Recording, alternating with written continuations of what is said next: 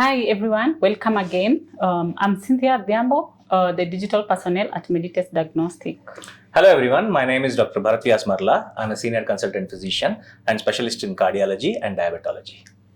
So today we are going to speak with our expertise, our doctor, Dr. Bharat. He's going to tell us more about mitral regurgitation. So we want to hear what this is it, what it causes, what are the risks, and how it can be treated. So thank you, Doc. Yeah, so mitral regurgitation is a very important topic. Okay, it's part of rheumatic heart disease. Yes. It usually happens because of rheumatic heart disease, and it is one of the most common rheumatic heart conditions which we find in Kenya.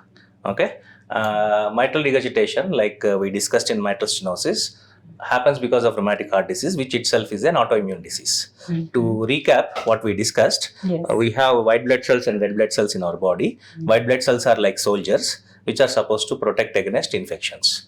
And certain genetically prone individuals, not in everybody, but in certain people who have those genes, they get infected by streptococcal bacteria when they are kids, and they develop throat infection. And that throat infection leads to what you call mimicry, biological mimicry, which means the streptococcal bacterial surface membrane proteins, they mimic the heart valves.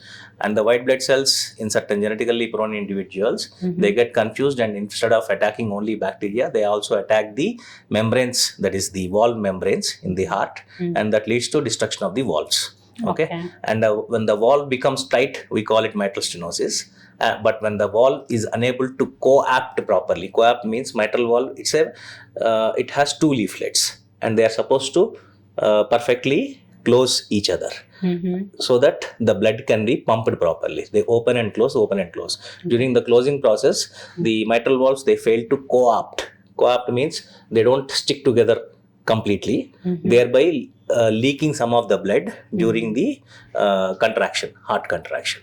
Okay. This is what is called mitral regurgitation.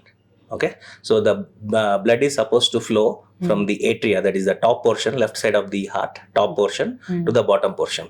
From the bottom portion, the heart is supposed to pump the blood into the aorta, which supplies the entire body. In people who develop mitral regurgitation, instead of the blood flowing only through the aorta, some of it leaks into the left atrium during the heart contraction. So this is called mitral regurgitation. And because the heart is unable to pump all of the blood, especially the left ventricle is unable to pump all of the blood it receives from the left atrium, some of it is leaking back into the left atrium. So the heart is unable to pump the blood efficiently. Okay. This is what is called mitral regurgitation. Okay, that's quite an explanation. So I'll go next to what are the dangers that we should look out for? Symptoms, basically. Initially, symptoms we have to discuss. So the symptoms of mitral regurgitation are most commonly breathing difficulty on exertion. That means people develop breathlessness even for those activities for which they are used to.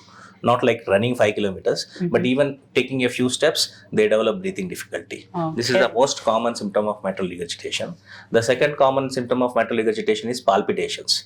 That is, they will feel the heart is beating very fast. And third symptom is swelling of the feet. These are the most common symptoms. Some people can also develop chest pain, especially when they develop cardiomyopathy. That means because the heart is unable to pump the blood properly, heart's workload increases, and that leads to thickening of the cardiac muscles, and which is called cardiomyopathy.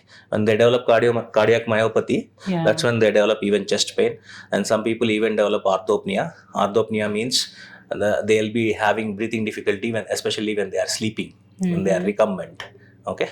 And PND, paroxysmal nocturnal dyspnea, that means they have to get out of the bed in the middle of the night to catch a breath. Okay. Okay. So that is PND. And some people can also develop something called syncope or pre-syncope. That means the feeling of losing consciousness or completely blacking out and losing consciousness. So these are the most common symptoms of mitral regurgitation. So will you say there's something that causes it, or it's just it comes naturally? Yeah, the rheumatic heart disease is the one which actually causes mitral regurgitation. And mitral regurgitation leads to these symptoms. And these symptoms, they develop over a period of time, and people develop heart failure. Okay, doc. So approximately, if I would want to know, would you give it a period of time, like in timeline? How long does it take for you Yeah, to develop usually this? mitral regurgitation develops during when they are teens, like 12, 13 years of age. That's when the mitral regurgitation, the rheumatic heart disease develops. And some people develop mitral regurgitation. And when the mitral regurgitation happens, initially they may not be symptoms, but Yeah. over a period of time, in second decade and third decade, that is 20s and 30s, especially in young females, Yeah. they develop symptoms. But in Kenya, what happens is because the Kenyan people have got very good genes for the heart, Yes. their cardiac reserve is more. So nowadays, what is happening is I'm discovering mitral regurgitation in 50, 60, 70-year-old people by chance. They come for some different problem. Yeah. We do the 2D echocardiogram and we diagnose rheumatic heart disease and mitral regurgitation in them. Okay, so another concern that I have for the audience, would you say there's a specific gender for this specific disease? More common in mitral regurgitation is more common in females, like mitral stenosis. Yeah. Young females in reproductive age group is very commonly observed. But we can also see that in older people and also in men, although less. So everybody should just watch out for this. Yeah, I mean, doing a echocardiogram, especially when you have developed these symptoms during, the throat infection symptoms, and you suffered very badly during childhood. If you have such kind of a history, it is always good to undergo 2D echocardiogram at least once to screen for rheumatic heart disease. Okay. So another question is, what will you advise your audience? Like, what should they do? Like, the treatment options, mitral regurgitation, initially we treat it medically by giving medicines. Mitral regurgitation can be classified into mild, moderate, and severe. Usually, mild to moderate disease, we usually manage medically. Yes. Even if they have heart failure, we manage it medically by giving medicines. But when it becomes severe, especially if it is diagnosed early, severe mitral regurgitation, we can ask the patient to undergo open heart surgery to replace the valves. Even closed options like catheter based options are available for mitral regurgitation, especially where there is a papillary muscle tear. Papillary muscle is the muscle which actually gets attached to the mitral valve and helps in its movement. And when this papillary muscle tear is suspected to be the reason for mitral regurgitation, we can treat that condition using catheter based technique. That means we don't need to cut open anything. We just pass a catheter through the thigh or through the hand. We go inside and we repair we fix the papillary muscle which got torn. But other cases, usually we do something called open mitral valvular replacement, where we either fix metallic valves or biosynthetic valves depending upon the condition of the patient. Is there anything additionally that you want your audience to know about early diagnosis? Early diagnosis is the most important thing that we should do in mitral regurgitation. And preventing the development of heart failure is very important by diagnosing early. One more complication that can happen in mitral regurgitation is because mitral regurgitation can coexist with mitral stenosis, people can develop atrial fibrillation. Or atrial fibrillation can also happen only because of mitral regurgitation, because of the dilatation of the left atrium. So this is the most common complication which can happen. And atrial fibrillation is again deadly because it can lead to formation of clots inside the heart. And these clots, when they are thrown up into the brain circulation, stroke happens. When it gets thrown up into the lung circulation, pulmonary thromboembolism happens.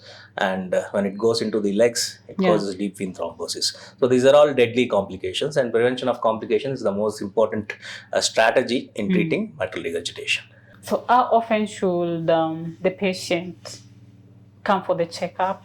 Once diagnosed, once the treatment is started, patient can follow up with the doctor every 3 months. Okay.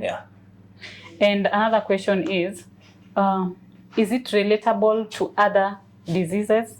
Like, for example, heart failure? Yeah, because mitral regurgitation itself can lead to heart failure. Okay. So those are the questions for today. Thank you so much, Doc. And see you for our next episode. Thank you so much. Thank you.